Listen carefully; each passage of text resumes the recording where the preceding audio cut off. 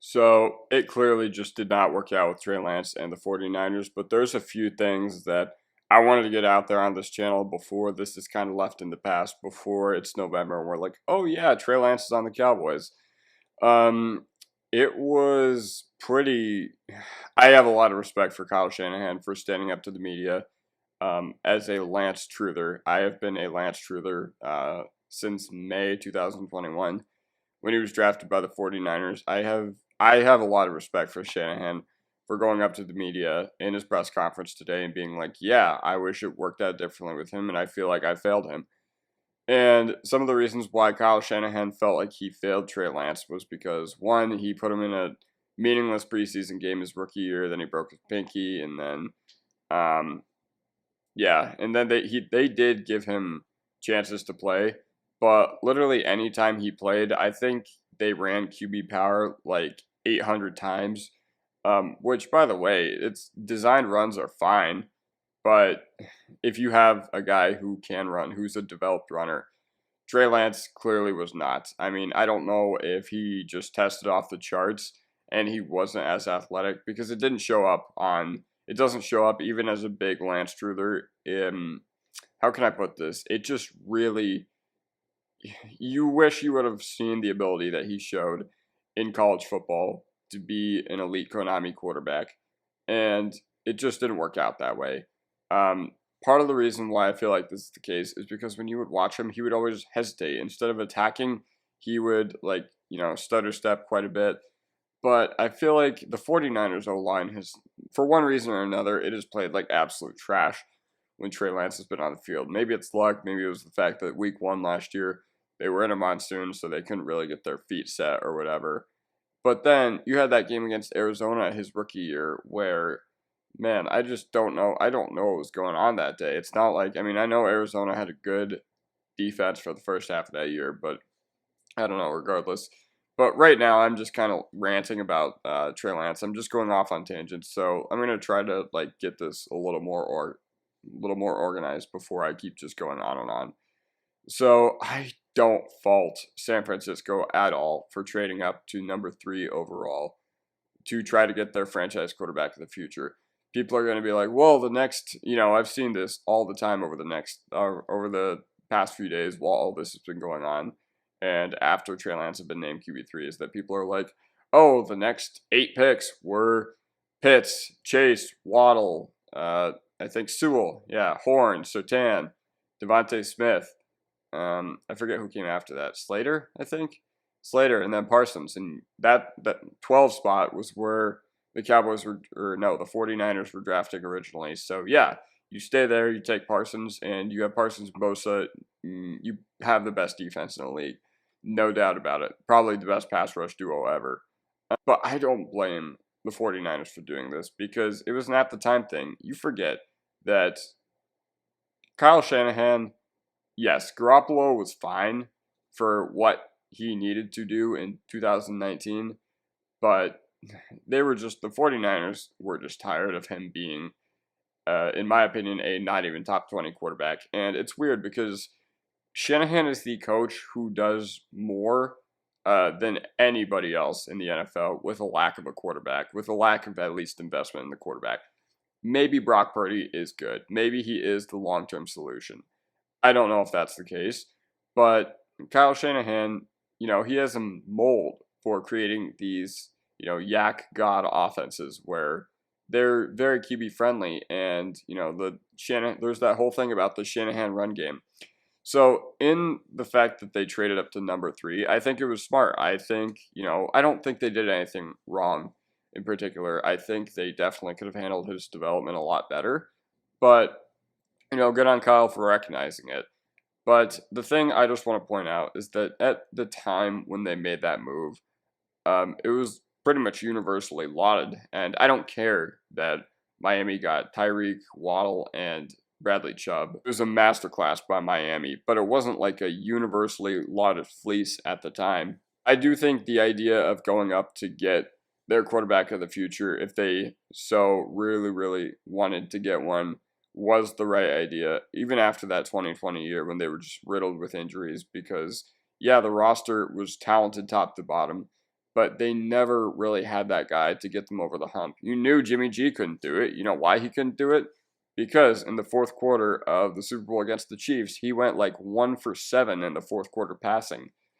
And yeah, obviously a better quarterback hits Emmanuel Sanders on that deep ball. Still a tough throw to make, but one you've got to make if you want to be among the game's greatest. And unfortunately, Jimmy Garoppolo, he's just not it. I'm fully expecting him to get replaced by Aiden O'Connell this year. But no, also, before this comes up, no, the 49ers should not have taken Mac Jones. I know the reason that name came up quite a bit is because that's the one who Kyle Shanahan reportedly wanted, but he got overruled by John Lynch, which first of all, I don't know how valid that is or whatever. But Lance is way more toolsy than Mac ever could be. And man, I just don't know. We just need to stop looking at hindsight because yes, this move didn't work out. Sometimes things in professional sports can look a certain way. And, like this Lance to San Francisco thing did, I thought it looked like a great move at the time. I thought it was going to be wheels up, and I thought Lance had the highest upside of all these quarterbacks. But I guess the overarching point is when we have such a limited sample on a guy, we shouldn't just catapult them up our rankings. And I don't have a video about Trey Lance on my channel, so it would just be so easy for me to be like, yeah, like this was a horrible move at the time, whatever. With all the hindsight that seems to be going on in the NFL media right now regarding this situation, but I just can't fault the 49ers for taking this big swing and miss. If you find, yeah, they found Purdy, and, if you buy a Ford Focus one day and then next day you win a Mercedes in a lottery, are you still going to, was the Ford Focus a bad purchase? No, it wasn't. Now, obviously, you have to figure out what to do with that Ford Focus, but, the thought process behind it was pretty sound. So, yeah, that's just what I'm trying to get at. And, I hope Lance is able to revitalize his career. It was just really strange seeing Garoppolo in 2021 when the 49ers were on their deep playoff run just, seemingly piss games away or get really close to it. Like the game against the Cowboys, they honestly should have lost that game had they been playing a team that was more ready to play and ready to go in that sort of situation. But divisional round, the offense didn't do anything. They got bailed out by that block punt in Green Bay in like negative 10-degree weather. And then the NFC Championship against the Rams, they really could have used Lance's wheels in a situation where Donald and Miller were just getting to the quarterback at literally every sort of way. So then they literally tried to trade Garoppolo. I'm pretty sure he got hurt, so they couldn't, and they were just like, whatever, we're going to keep him, we're going to sign him to like a small extension, whatever, to back up Lance. The plan was literally coming into place. What Kyle Shanahan had said would happen from draft day 2021 to the 2021 end of season for the 49ers, it was coming to fruition in the 2022 offseason. Every single press conference, he was like, yep, so, this is kind of according to our plan. This is Trey Lance's season. And the only thing that did derail that was injury in week 2. Now, he had that monsoon game against the Bears week 1, which, by the way, the whole team played like shit that day. Everybody on the 49ers let Trey Lance down.